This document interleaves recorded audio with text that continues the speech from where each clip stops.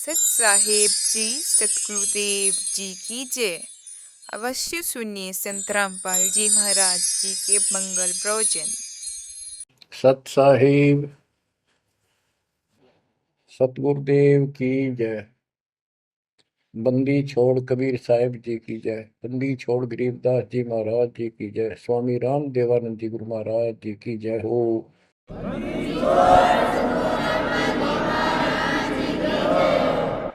सर्व संतों की जय, सर्व भक्तों की जय, धर्मी पुरुषों की जय। श्री काशी धाम की जय, श्री सुडानी धाम की जय, श्री क्रोथा धाम की जय, श्री बरवाड़ा धाम की जय। सत साहिब गरीब नमो नमो सत पुरुष को नमस्कार गुरु के नहीं। सुर नर मुनिजन साधुआ संतों सर्वसदी नहीं। सतगुरु साहेब संत सब दंडोतम प्रणाम। आगे पीछे मध्य हुए तिनको जा कुर्बान। नराकार निर्विषम काल जाल भय बंधन। निर्लेपम निज निर्गुणम अकल अनुपेशंदनम। सोहम सुरति समापतम सकल समाना निर्तल। उज्ज्वल हिरंबर हरदम अम्बे पर्व अथाह वार पार नहीं मध्य तुम। ग्रीव जो सुमरत सिद्ध होई गणनायक गिरताना। करो अनुग्रह सोई पारस पद परवाना। आदि गणेश मनाओ गणनायक देवन देवा। चरण कमल लाओ आदि अंत करूं सेवा। परम शक्ति संगीत अमृत सिद्धिदाता सोई।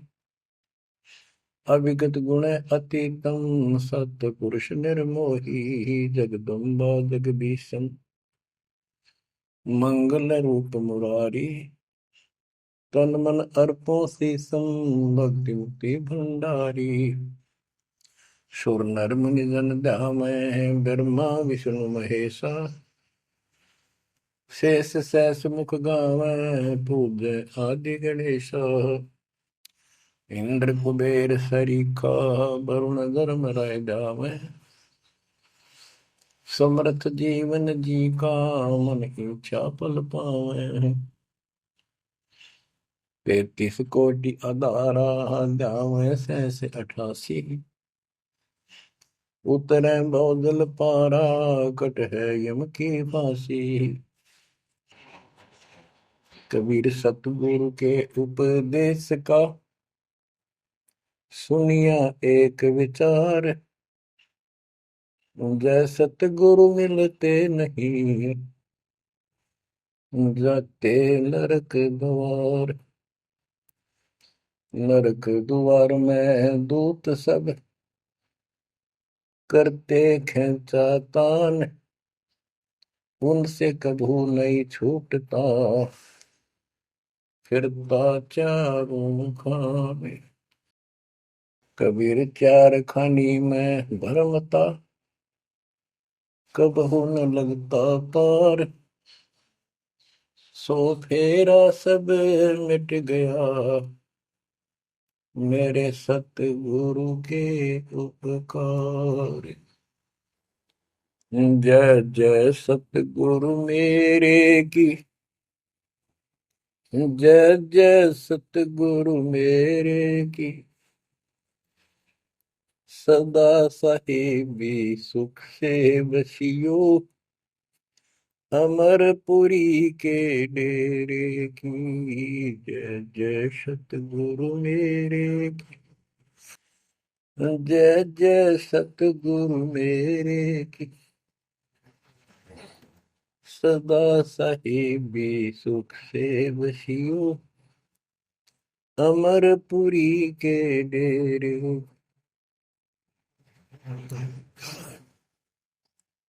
निर्विकार निर्भय तुही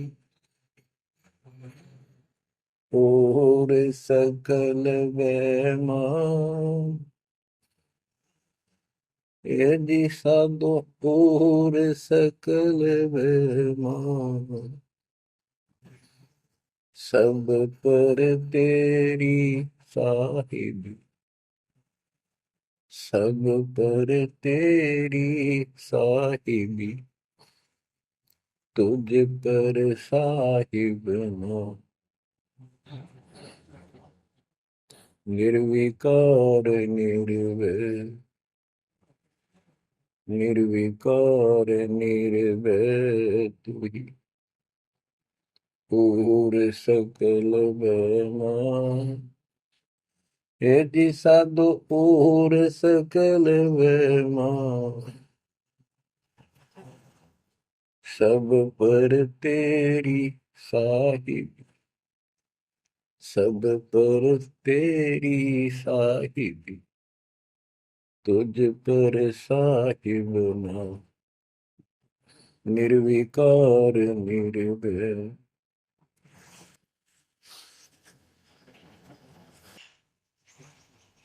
परम पिता परमात्मा कबीर जी की प्यारी आत्माओं, परमेश्वर की असीम रजा से, अपने पिता की असीम कृपा से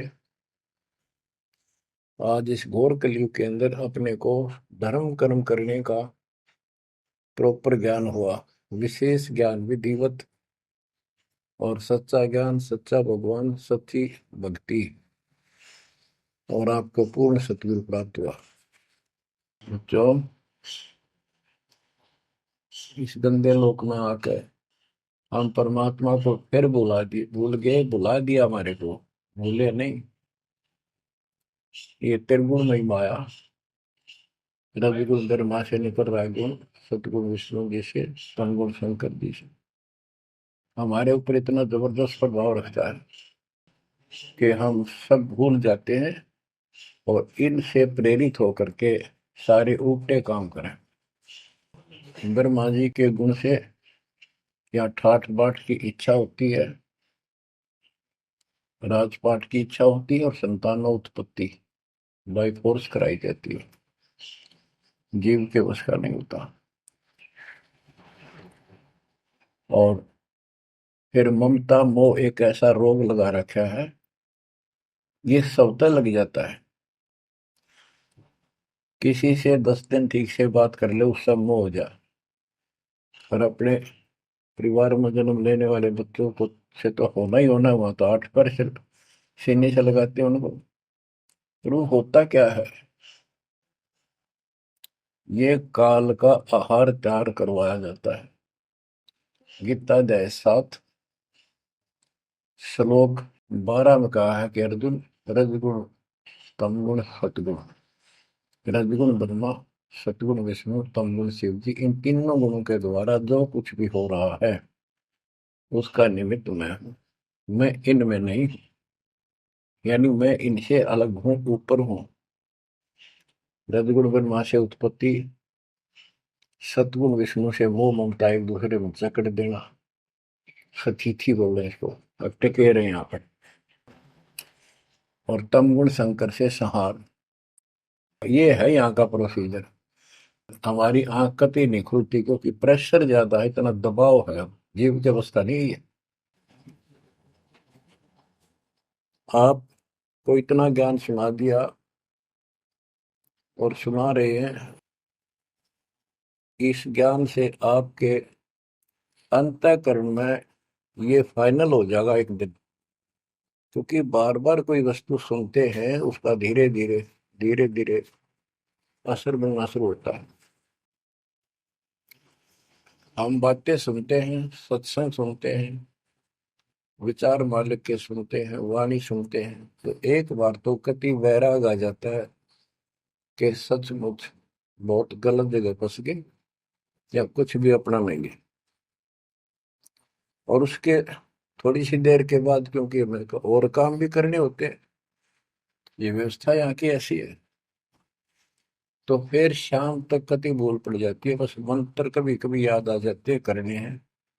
सुबह दोपहर शाम की वो नियमित सतुति भी याद रह जाती है।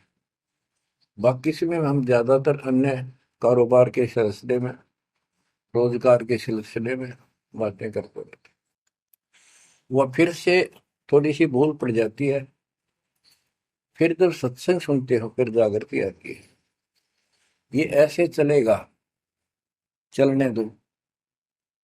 जैसे आपको बताता हूँ, बार बार दास बताता है कि आप बच्चे स्कूल में जाते हैं, अध्यापक आता है, अपना उसका पीरियड लेता है, सबको सावधान करता है, ध्यान से सुनो, लाइन में बैठ जाओ।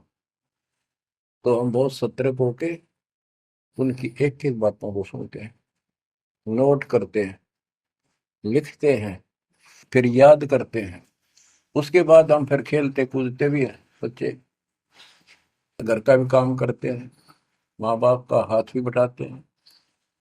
लेकिन जो स्कूल के अंदर जो बातें सुनी थी, जो ज्ञान सुना था, वो एक अलग कोने में, मन के हृदय के अलग कोने में डिपॉजिट होना शुरू हो जाता है।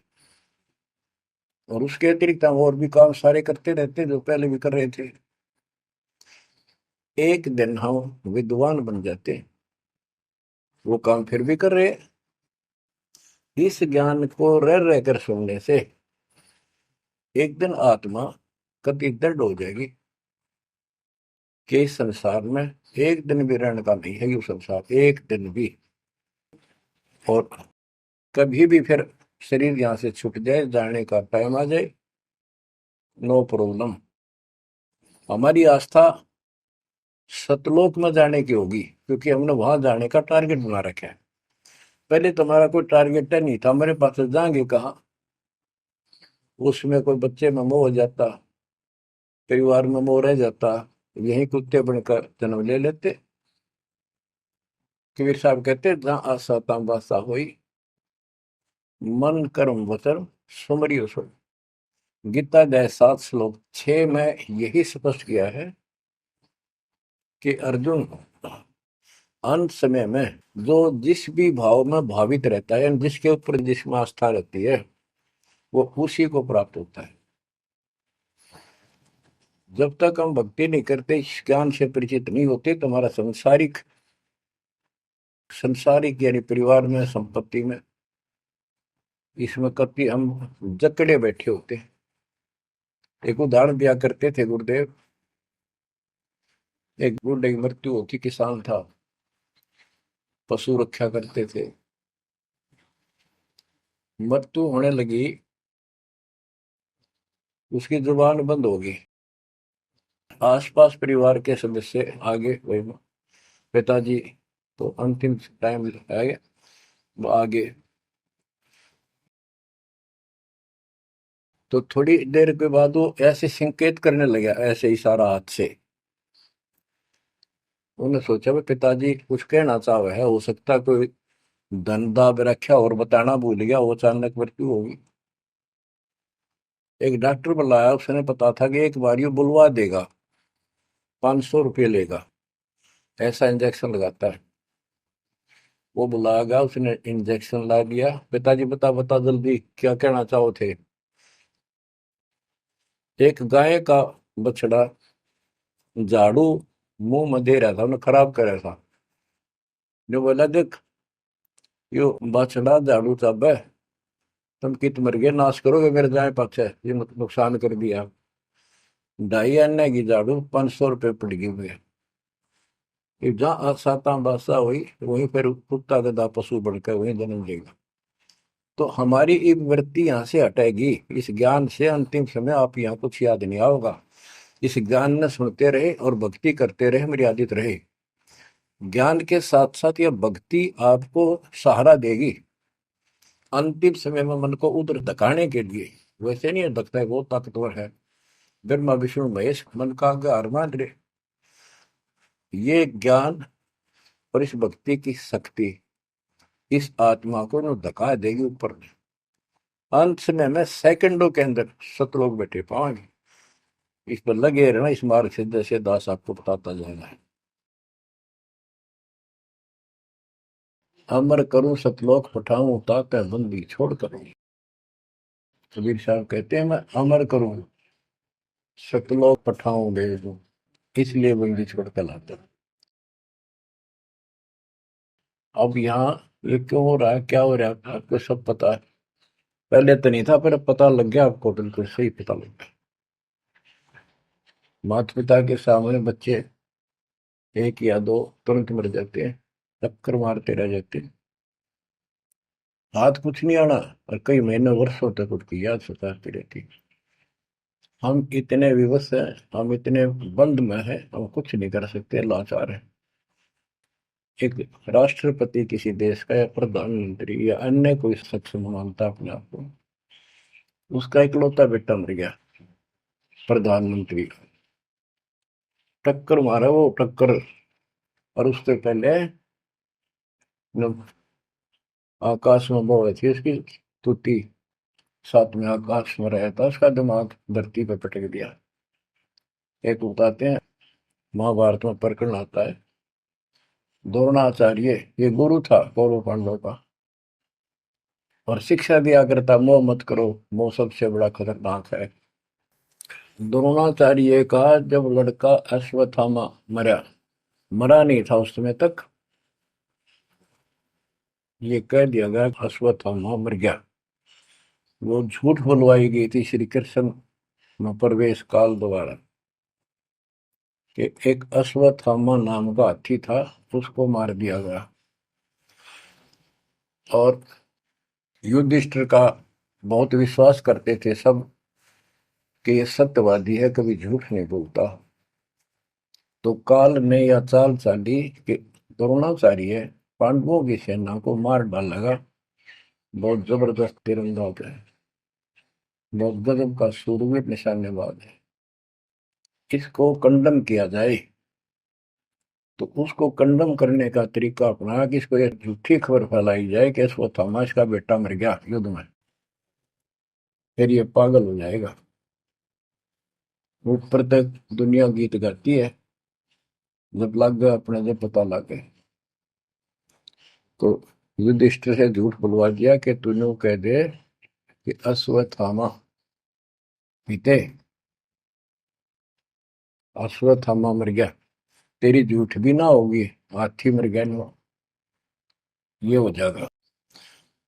तो पहले तो युधिष्ठिर माना नहीं, फिर ये कहा कि हाथी मार दिया है, तो झूठ थोड़ी है। झूठ तो थी है, यूं थोड़ा। पहले हम छोटे से थे तो यूं कहते, अरे झूठ बोली तो ना पाप लगेगा, बोला ना, उंगली पर उंगली चढ़ा के बोली थी, ये कौन पाप लगे। यानी ये अपने फार्मूले हैं, पाप तो पाप तो लगेगा। तो सब ने कहा कि आपका बेटा अश्वत्थामा मर गया, दौड़ना चाहिए। तो बोला नहीं, मेरा बेटा नहीं मर सकता, नहीं मर सकता, उसको मारने की हिम्मत किसी में नहीं है।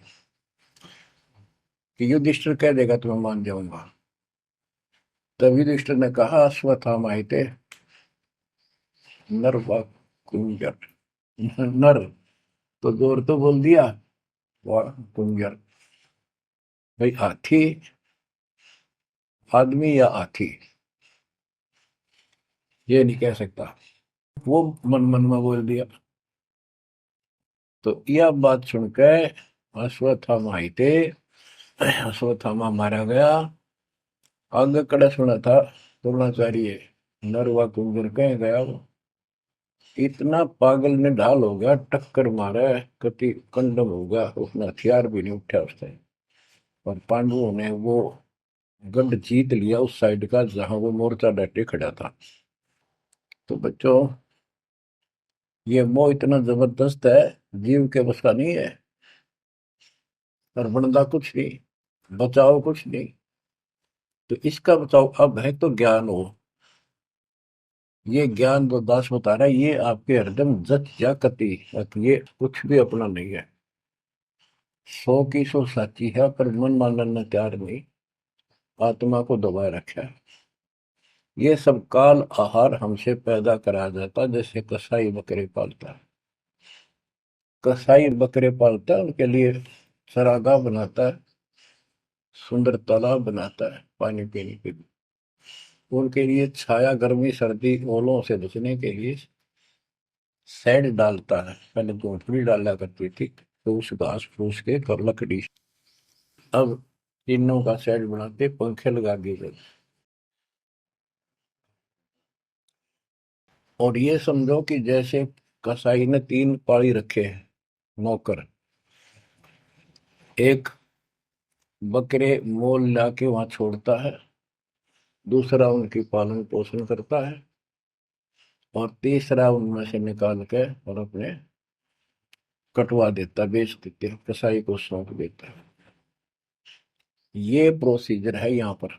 जैसे कसाई कभी कभी आता रहता है, बकरों को देखता है, संभालता है, तो उनके कमर पे हाथ मारता, शरीर पे, और वो उसको अपना एक बहुत हमदर्द मित्र मानते हैं, मालिक मानते हैं। देखो हमारे को कितनी सुविधा दे रखी है,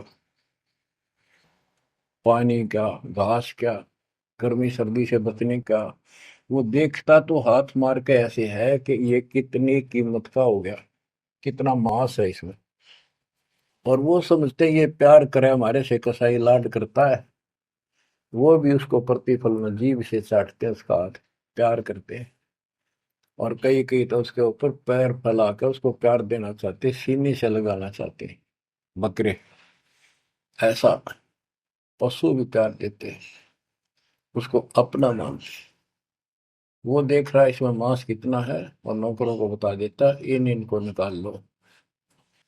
उसका कोई रहम नहीं है, कितना लाड करो, कितने उसके गुण गा, उसने उद्देश्य यही है, उसका मतलब यही था उनको पालने का। कबीर साहब कहते खाई खुराक का पैन पोशाक का यम का बकरा पलता है।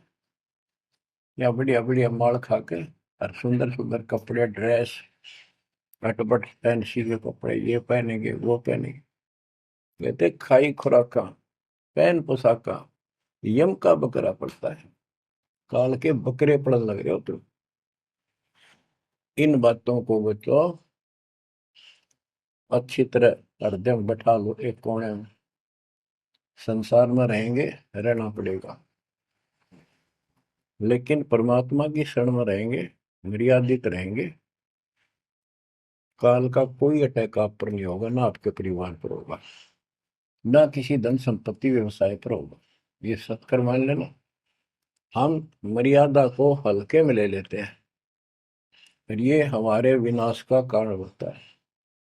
गलती हम करते हैं, कोई काल का ऐसा अटैक आने का समय हो गया, वो नुकसान हो गया, तो भक्ति और छोड़ देते हैं, हो गया सर्वनाश। भक्ति छोड़ दी, भगवान की शरण छोड़ दी, फिर और कहाँ ठिकाना रह गया। कटी पतंग हो गई। कटी पतंग का कोई अस्तित्व नहीं रहता, कुछ देर उड़ जरूर सकती है, अंत में पता नहीं कि कर का पेड़, बबूल के पेड़ में उलझ कर फड़फड़ कर कपाटती है। ऐसे फंसे रह जाओगे तुम इस काल के जाल में, कांटेदार झाड़ियों में, इस गंदे लोग। तो बच्चों, इस बात का सख्त ध्यान रखो, यदि आपने यहाँ से निकलना है, मर्यादा ना टूटे। और मर्यादा ये पता नहीं कितने प्रकार से टूट जाती है। जैसे हमने किसी को सेवा दे दी, भाई क्या सेवा कर लो, शुक्रिया दाता का, मजदूरी मिली खुश हुई, फिर कह दिया ये त्याग दे, छोड़ दी, दूसरे को दे दी। बता फिर दुख क्यों मानना,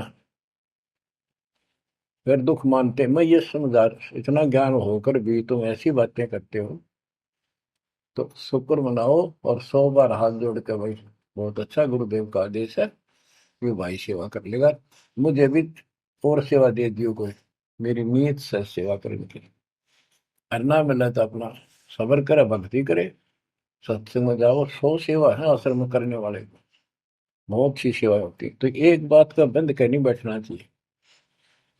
ये प्रार्थना आती है, मेरे को कोऑर्डिनेटर की सेवा फेर दियो, ये भी कमजोरी है। जैसे एक डॉक्टर के पास बूढ़ा आदमी गया, कमजोर सा, और दोस्ता में अस्थि पिंजर बने जा शरीर का, जाके बता डॉक्टर जी मैं खड़ा होता हूँ तो चक्कर आते हैं, क्या करूँ। डॉक्टर बोला कमजोरी है, वीकनेस ऑफ बॉडी। बोला पिंडी दुखे पिंडी, पैरों की। डॉक्टर बोला कमजोरी है। फिर वो व्रत बोला जी, मेरे सारा शरीर में भड़कुआ रहती है, यानी सारे शरीर में दर्द सा बना रहता है, चबक चबक नाड़ी करती है। डॉक्टर बोला कमजोरी है। वो वृद्ध गुस्सा होकर बोला डॉक्टर ने, तो डॉक्टर है गम चक्कर है, एक का बात जाना है कि कमजोरी है कमजोरी है, और भी तुम्हें बताओगा। डॉक्टर बोला ये भी कमजोरी है, this is also due to weakness. ये क्रोध भी कमजोर आदमी ने घनाया कर, यह भी कमजोरी है। तो बच्चों यह सारी ये कमजोरी है जो मर्यादा से नारी हटकर करोगे, चाहे कुछ भी कर लियो। मर्यादा को हल्के में ना लो। जैसे हमने इतने सारे नियम बना दिए, भक्ति करनी है तो इनका पालन करना पड़ेगा, नहीं तो फिर गधे बनकर कुमार के नियम में चलना पड़ेगा। एक कदम भी अपनी मर्जी से नहीं जा सकते, बैल बनकर नाथ डल जाएगी, छच्चर बनकर बग्गी में दौड़े जाओगे, रेड़ी में, फिर चलेगी क्या आपकी मर्जी। असंग जन्म तन मृत्या हो गए, जीवित क्यों नाम रे। दुआ दस दर मद मैल मठ बोरे, बोर ना दे धरे रे। तो बच्चों जीवित मर लो, इन बातों को छाती में धर लो, हृदय में बैठा लो, कति मस्तिष्क में। ये संसार आपका नहीं है, ये परिवार आपका नहीं, ये संपत्ति या कार कोठी तेरी नहीं, गरीब काया तेरी है नहीं, ये माया कहां से वो। चरण कमल में ध्यान रख, इन दोनों को खो, इनको भूल जा, अपने गुरु जी के चरणों में ध्यान रख, उनके बताए दिशा निर्देश के आदेश से आधार से अपना जीवन निर्वाह कर। बच्चों आंख खोल लो, बार बार ये बातें बताई जाती हैं। जब ऊख चुप हो जाएगी फिर तो रोना शेष रहेगा, नथिंग एल्स। इस मार्ग में अहंकार इंसान को मारता है। किस चीज पे अहंकार करो, माया होगी तो अहंकार होगा, कोई पोस्ट पद ठीक सी होगी तो अहंकार होगा, शरीर स्वस्थ है थोड़ी सी जान है, अहंकार हो गया। एक परिवार में 5-4 लाठी ठाणिये हो गए तो अहंकार हो गया, और अपने बॉडी की ताकत का अहंकार। और भी सैकड़ों कारण है जो इंसान के मन में दोष पैदा हो जाता है। तो ये इंसान का सबसे बड़ा खतरनाक शत्रु है। परमात्मा को अहंकार पसंद नहीं, और छोटी मोटी गलती को माफ कर सकता है। रावण था जिसे अहंकार नहीं छूटा, 10 मस्तक सर भी काट दिए, 10 बार काट दिए तो वापस दे दिए, ले भाई। ये सारा कुछ खेल कबीर साहब का किया, सारा कुछ। ये आत्मा परमात्मा की है, चाहे आज राक्षस है, चाहे कोई कसाई है, चाहे देवता है, चाहे ब्रह्मा विष्णु महेश है, चाहे कीड़ी आती छोटे जीव है, कोई स्त्री पुरुष है, बालक बच्चे जीव जंतु सब उसके हैं। काल चाहता भक्ति से खत्म हो जा, ये भक्ति में इनकी आस्था खत्म हो, मालिक चाहता है इनकी भक्ति में आस्था खत्म ना हो, फिर तो कति गए काम क्या। जो भी जैसी साधना मालिक के नाम पर बैठ कर कहीं कर रहा है, उसके पिछले संस्कार से, उस भक्ति से जो उसको मिलना है, उसके साथ साथ परमात्मा उसको सहारा देते हैं। जैसे रावण ने सिर काट दिया शिव जी के निमित्त, तो भगवान के नाम काटा उसने, वो भगवान की खोज में निकला था। साधना गुरु गलत मिलने से उसको मार्ग गलत मिल गया, पिछले जन्म के संस्कारी ही इतने सेक्रीफाइस कर सकते, इतनी कुर्बानी कर सकते, वैसे नहीं हुआ करते। तो पिछले जन्मों में वो भगवान का भगत रहा है, फिर इतना बिगड़ गया कि राक्षस बन गया। तो उस मालिक ने उसको 10 शीश वापस दिए, लेकिन बकवाद करी तो अंत बुरा हुआ। उसके कर्म मद सिद्धि सिद्धि की, उनसे धन ले दिया, वो धन भी यही छोड़ गया। गिरफ्त सर्व सोने की लंका होती, रावण शरण दी, एक पलक में राज विराजी, जम के पड़े दी। मन तो सुख के सागर बसरे, और न ऐसा यसर, क्या मांगो कुछ थिर न राही, देखत नैन चला जग जाई, एक लख पूत सवा लख नाती, उस रावण का आज दीवान बाती। एक पुत्र मांगते फिरते हैं, एक बेटा देते, हे भगवान बेटा हो गया। बेटियों की तो हम गिनती नहीं करते, बेटा चाहिए बेटा।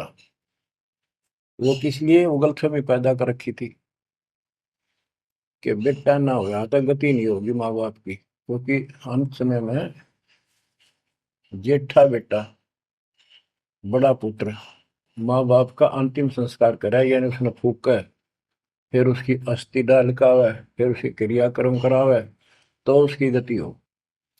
और जिसका बेटा नहीं, उसकी गति नहीं हो सकती। उसको तो संतान वाला मानते भी को नहीं, मना नहीं करते थे। अब तो ये चांदना होगा, रोशनी होगी, बेटा बेटी है, कितनी मूर्खता का काम था। लेकिन काल ने तो उल्टी पढ़ाई पढ़ानी, उल्टा रास्ते डालना, और वो होना एक परंपरा बनाकर बैठ गए। वो एक लकीर गया फकीर बन गए। जैसे राजा दशरथ का सबसे बड़ा बेटा रामचंद्र था, उसको राज दे दिया, और बच्चों फिर उसको वनवास देना पड़ गया मजबूरी में। रामचंद्र जी वनवास में चल पड़े। राजा दशरथ का इतना मोह था अपने बच्चों में, रामचंद्र में विशेष, और जो बिछुड़ा उसमें ज्यादा हुआ करे, तो दोनों चल पड़ा। महल के ऊपर चढ़ के देखा, दिखता रहा, पर नहीं दिखा, तो चौबारे की अटारी पर चढ़ गया। चौबारे पर चढ़ कर जहां तक उससे दिखा, फिर मुंडेर पर चढ़ गया, एडी ठाई गिर गया, वहां से जमीन पर गिर गया, गिरते मर गया। अब रामचंद्र वापस नहीं आया, उसका अंतिम संस्कार किसने करा? वो पूछने वाला वे मंदबुद्धियों ने, जो दुनिया को भ्रमित क्या करते थे, किसी की अकल वहां नहीं गई वहां तक। जेठा बेटा था ही नहीं, फिर उसके अंतिम संस्कार किसने करे? दूसरा न करे होंगे। तो ये बात कहने की है, तो इसका मतलब उसकी गति हुई नहीं, बेटा होते हुए भी अंतिम संस्कार नहीं कर सका। तो इन बातों ने छोड़कर सतगुरु कबीर साहब द्वारा जो ज्ञान दिया है, इस पे दृढ़ हो जाओ। देखो, हमारी सारी बात उल्टी है। भक्ति मार्ग में बेटा है, बेटी है, अच्छी बात है। परमात्मा के चरणों में लग गए दोनों, तो हम तो बरी से हो गए, क्यों? भगवान आप पर खड़ा हो गया। और बेटा भक्ति नहीं करता, बेटी करती है, तो एक कौडी का नहीं हो बेटा किसी काम का। कबीर साहब कहते हैं, राम रटत कन्या बलि, साकर फलाना पूत, छेरी के गलगल थना, छेरी के गलगल थना, जिसमें दूध न बूत। बकरी के गल में एक खाल लटका रहा थन के साथ, व्रत की खाल। कहते वो बेटा था गल का, ऐसे वजन है सिर पर, बेमतलब का व्रत का दिखावा है। और वह बेटी अच्छी, राम रटत कन्या बली, सकट बलाना पूत। तो बच्चों, ये दातम मार्ग है, इसमें सारी बातें पहले से विपरीत है। देखो, बेटा ना होगा, बेटी बेटी होगी, तो यहाँ सृष्टि नहीं चलेगी। और बेटी बेटी होगी, बेटा नहीं हुआ, तो अभी दिक्कत संसार की सृष्टि में आ सकती है। बाकी भगत का कोई फर्क नहीं पड़ेगा। इन बातों को जो दास कहता है, इनको एक सामान्य बातें ना समझना, निष्कर्ष है इस जीवन का। जिसके बेटी नहीं है, उसको ये तड़प रह जाती है बेटा होता, या भूल के भी ना करना। इन बेटे वाले ने देख लो कितने सुखी, टाइम पर रोटी नहीं, चाह नहीं भी तरसे बैठे बैठे। वो सोचे बड़ा दे देगा, छोटा सोचे बड़ा आप दे देगा, बड़ा सोचे छोटा कह देगा। बड़े बेटे आख्या मत आंसू बुढ़ा में। और बेटी आखिरी सांस तक प्यार देती है अपने माँ बाप को, एक आदि ने कमी का तो कह नहीं सकते, वो किस्से के बिना होती हो तो आत्माएं नष्ट होती है। आखिरी सांस तक ही यहाँ भी हमने देखा, जैसे लड़की रोटी खा रही है और लड़का वैसे बैठा था, माँ ने कहा बेटा वो सामान ला उठा कर, रोटी तैयार बनाऊं भोजन। बेटा बेटा ना लाऊं, यूं कौन खोए अलावे। बेटी तो कया भी कोई ना, रोटी खाती खाती छोड़ के आण की थी, एक 10 साल का की होगी, लड़का 12-13 साल का। उठ कर रोटी छोड़ के हाथ धोकर और सामान लाकर माँ को दे दिया। लेकिन फिर भी बेटे में मोह ज्यादा और बेटी में नहीं।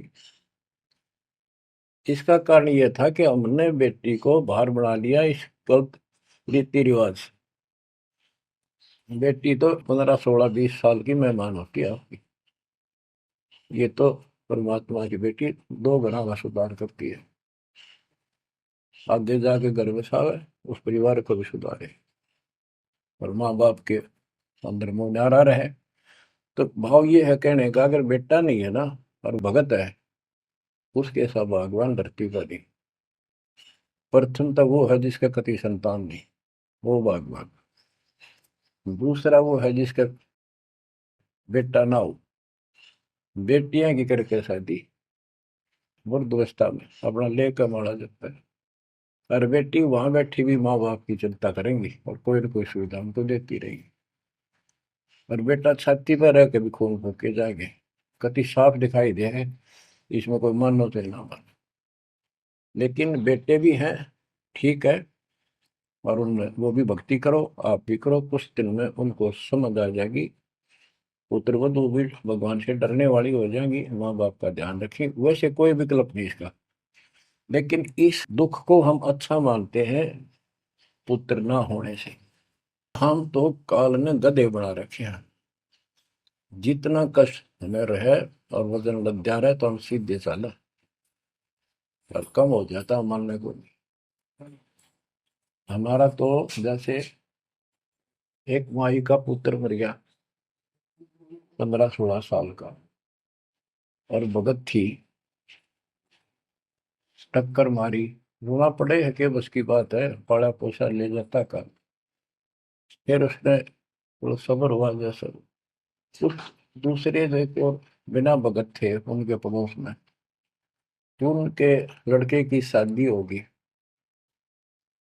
और वह पत्नी थी बदचलन, उनको समझाने की चेष्टा करी कि तू ऐसा ना कर, लेकिन वह तो मानी नहीं, उसने वही फांसी खा ली। अब वह भी मर गई और वो बेटा भी जेल में, और वो सारे जेल में। वो दहेज के कारण, एक बेटा था ऐसे ही, उसने बहू को प्रताड़ित किया दहेज लेने के लिए, गरीब घर की लड़की थी, उसने सुसाइड कर लिया। वैसे सुसाइड करना कोई विकल्प नहीं है, इसे गंदे आदमी को छोड़ के कुमारी रह ले, अपने घर पे बैठ जा। तो उस बेटे के कारण माँ बाप ने भी सजा हुई, बहनों तक भी जेल होगी। इसे बेटे ने के फूका है, ईसा तो पहले मर जाता था अच्छा था। लेकिन हम इस बात को मानने को तैयार नहीं है, ना मानने में जब क्या कर लोगे, काल तक आ गया, मारे जाओ टक्कर। तो कहने का भाव यह है कि इन विचारों से अपने मन को सेट रखो, परमात्मा जो करता है वो सही करता है। जैसे आपको बताते रहते हैं, एक बार हजरत मूसा जी, यहूदी धर्म के प्रवर्तक में, से किसी ने पूछा सत्संगी ने कि आज के दिन सबसे बड़ा इल्म वाला यानी ज्ञानी कौन है, उसने अपने आप को बताया। तो उसका अल्लाह बोला, जिसको खुदा मानते हैं, जिसने कुरान का ज्ञान दिया, बाइबल का दिया। ये मूसा ने ये बात बहुत गलत की, मुझे अच्छा नहीं लगा, तुमने अपने आप को कैसे कह दिया मैं सबसे विद्वान हूँ। अब मूसा जी भी अपनी जगह ठीक थे जी, यो ज्ञान आपसे प्राप्त हुआ, आप भगवान खुदा हो, और खुदा जो ज्ञान देता हुआ सबसे उत्तम होता है, मैं उसी के आधार पर कह दिया। बोला नहीं, तेरा ज्ञान तो अल खिजर के ज्ञान के सामने फंस भी नहीं, कुछ भी नहीं है। तो अलखिजर के पास मूसा जी पहुंच गए। अलखिजर जी ने कहा, कबीर साहब थे वो, कि मेरी तो बातों को माननेगा नहीं, विश्वास नहीं करेगा, जो मैं कहूँ बातें माननी पड़ेगी, कोई ऑब्जेक्शन नहीं होना चाहिए, और बोल लेगा नहीं, सुन देखता देखता रही। वो बोला, मूसा जी बोले, बिल्कुल महाराज, जैसे आप कहोगे, मुझे सब्र करने वाला पाओगे, कति मैं ऑब्जेक्शन नहीं करूंगा आपकी बातों में। अगर तू खरा उतरा तो ज्ञान बताऊंगा, ना बताऊंगा। उसने रास्ते में चलते एक जवान लड़का था, 17-18 साल का, अलखिजर ने पकड़ के और उसकी गर्दन पकड़ के मार दिया। तो मूसा जी बोले, तनिष बेकसूर को मार दिया, तेरा दिमाग खराब है, यूं क्यों मारा तेने, क्या बिगाड़ा तेरा इसको। तो अलखिजर बोला, मैंने कहा था मैं जो करूँ तू देखता रहिए, बोलना नहीं है, मेरी क्रिया पर अविश्वास ना करना। मूसा जी ने अपनी गलती मानी, चल पड़ा। ऐसे ऐसे 2-3 और कारण गए, सब में उसने ऐसे ऑब्जेक्शन किया। आखिर में वो बिना हार गया। मूसा कि मैं इस योग्य नहीं, मैं आपकी बातों को अविश्वास करता रहा हूँ। लास्ट बता दिया कि इस क्रिया के बाद तो फिर ऑब्जेक्शन किया तो मैं तेरे से बात नहीं करूंगा, ना पे बताऊंगा। ज्ञान बोला जी ठीक है, उस पर भी हार गया वो। तब अलखिजर बोला, सुन ले, ज्ञान तो तूने बताओ नहीं, तो वो लड़का क्यों मारा था। वो ऐसा दुष्ट पैदा हो गया था, इसके माँ बाप भगत हैं, और उनको इतना परेशान करता, वह रो रो का टाइम काटते। उसके स्थान पर भगवान ने उनके घर में 50 साल की उम्र में एक बेटी का जन्म दिया। उनका सुखी जीवन रहा। ये प्रमाण है उसके अंदर, बाइबल के अंदर। तो बच्चों, ये सत्कर मान लो, मालिक जो करे उसको सही मानो। ऊक चूक हो भी जाए तो भगवान से दूर ना हो जाना। वो जो करेगा भगवान कभी गलत नहीं करेगा, ये तो आपने मानना ही पड़ेगा। गलत तो हम करे बैठे, हाँ यू काल करवाने लग गया, पर रोज गलत हुआ है, एक दिन भी तो नहीं। तो बच्चों, परमात्मा की प्रत्येक क्रिया पे विश्वास रख कर चलो तुम। हमने चाहे कितना नुकसान होता दिखे, राज्य करमता राम की रजा दरशीष, दास गरीब दरस परस, तिस बैठे जगदीश। हम अपनी विचारधारा को ऊपर रखा है, जो घिसी पट्टी और बिल्कुल बकवादों से भरी होती है। इस कारण से हम भगवान पे विश्वास, गुरु जी पे विश्वास, और सब क्रियाओं पे विश्वास करके अपने कर्म छोड़ के फिर काल के जाल में फंसे रह जाते। और वहां कुछ है ही नहीं वो तो सारे उल्टे कर्म, बेसिक परंपरा बनावटी है। बच्चों, विश्वास करो अपने बंदी छोड़ पे, विश्वास नहीं करोगे तो मार खाओगे। गरीबदास जी कहते हैं, गरीब सर्जन अर्जुन को सतगुरु मिले, मक्के मदीने माही, 64 लाख का मेल था, दो गन सब ही जाही। गरीब चंडाली के चौक में सतगुरु बैठे आए, 64 लाख गारत गए, दो रहे सतगुरु पाए। गरीब सरजुन अर्जुन ठाहरे, सतगुरु की प्रतीत, सतगुरु यहाँ ना बैठिए, यो द्वारा है नीच। गरीब ऊंच नीच में हम रहे, हांड चाम की दे, सरगुन अर्जुन समझियो, रखियो शब्द सने। बच्चों, सरजुन और अर्जुन नाम के दो मुसलमान थे। इनके नाम तो मुसलमान पद्धति पर थे। परमात्मा मक्का मदीने में गए तो वहां बहुत से चमत्कार किए। इन दोनों आत्माओं को समझ में आई ये बात। फिर ये सारी संगत में वहां मुसलमान थे, 2 वक्त मुसलमान रहे। इन्होंने कहा, वैसे तो काफी थे मुसलमान भी, पर ये विशेष दृढ़ थे, सब नियमों का पालन करने वाले थे। तो इनका नाम बदल के सरजुन और अर्जुन रख दिया। परमेश्वर कबीर जी ने संगत की परीक्षा लेने के लिए एक लीला की। कि ये विश्वास करते हैं या नहीं करते हैं। क्योंकि भक्तों में गुरुदेव के आदेश का भी पालन कम होने लगा था। जैसे एक लड़की थी, उसको ज्ञान हुआ वो गलत काम करती थी, वैसा थी। अपना जीवन सुधारने के लिए मालिक से ज्ञान सुना, सत्संग में आने लगी, तो संगत वाले उसको धिक्कारने लगे। गुरु जी से बताया, गुरु जी ने सत्संग के माध्यम से कहा, भाई आपने इस चीज से कोई लेना देना नहीं, कोई सत्संग सुनेगा नहीं तो आत्मा कैसे साफ होगी, कपड़े को पानी साबुन लगेगा नहीं, उसका मैल कैसे उतरेगा। फिर भी वो जैसे तैसे अटपट करते रहते हैं। एक दिन मालिक ने परीक्षा ली, एक लड़की उस वैश्या को हाथी पर बैठाया, हाथी किराए पर लिया, हाथ में गंगा जल, सफेद पानी बोतल में भर लिया जैसे शराब हो। लड़की के कंधे पर हाथ रख लिया, सारी काशी में घुमा दिया, साथ में रविदास जी थे। तो जितने भी सबको पता चलता है, लोग देखते गए, शिष्यों को बुला बुला के लाओ, देख हम तो क्या करते, वहां पर वैश्या तक जाती है, दुल्हा करेक्टरलेस है। पहले तो हम भगवान क्या करते उसको, इतने सुख दे दिए, मैं जान निकली निकली थी, टोटा दुखी कर रहा था, शरीर में कष्ट थे, कहीं सुबह का रोटी भी नहीं थी, और इतने ठाठ कर दिए गुने दिनों में। जब तो भगवान थे, आज वो शैतान लगे। ये हमारी कमजोर बुद्धि, जीव बुद्धि की सोच थी। सब परमात्मा को छोड़कर दूसरी साधना करने लग गई। गरीबदास जी कहते, बड़ुआ बड़ुआ सब कहे कोई ना जाने खोज। क्यों ऐसे किया था उस बालक ने, इसको कोई नहीं समझ सका। दास गरीब कबीर कर्म, बट सर का बोझ। कि वो इतने शिष्य बना लिए थे, उसका भार गुरु पे होता है उनको पार करने का। और वो सारे निकम्मे हो गए थे, अविश्वास कर रहे थे, मर्यादा का पालन नहीं करते थे, तो एक का झटके में सारे आपा पड़ गए, वो भार सारा उतर गया। तो उस समय अर्जुन सर्जुन बाहर गए हुए थे, उनका ड्यूटी लगाई थी, तू जाया करो मुसलमानों के मेला में, वहां समझाओ लोगों को। तो मक्का मदीना से ये आए।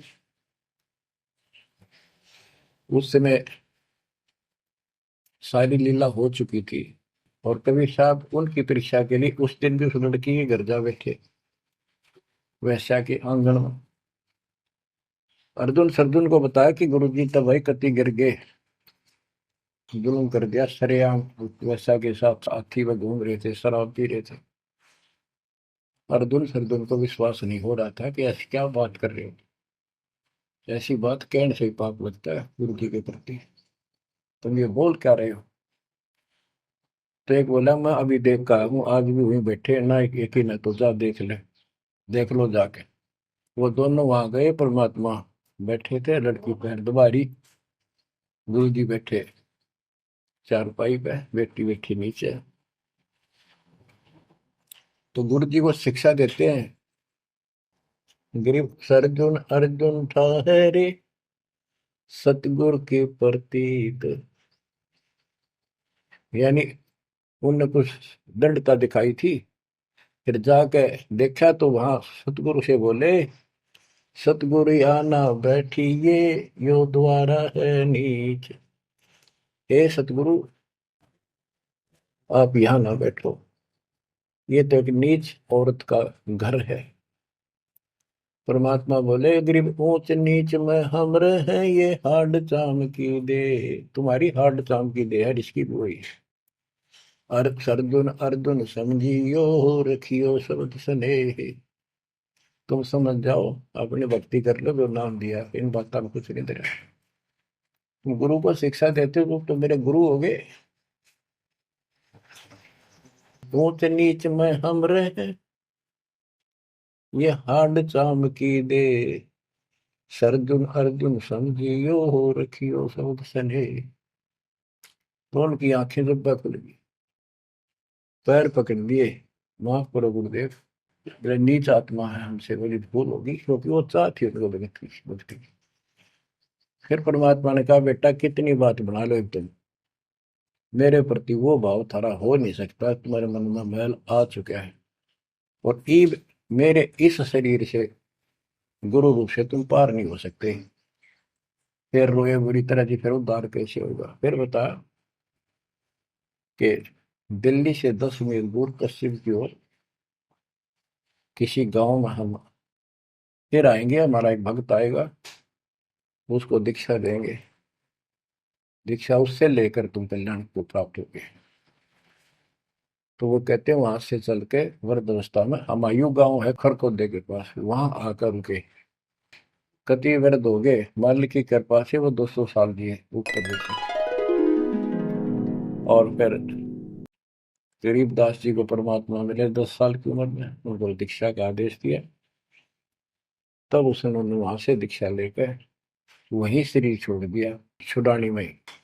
उनकी अभी तक हमारे सामने बताओ थे, हम जाने लगे थे कि अब 2-3 साल पहले, 10 साल पहले, या भोरी वाले महाराज आया करते गरीबदास जी, उन्होंने वो मंडी फुड़वा दी।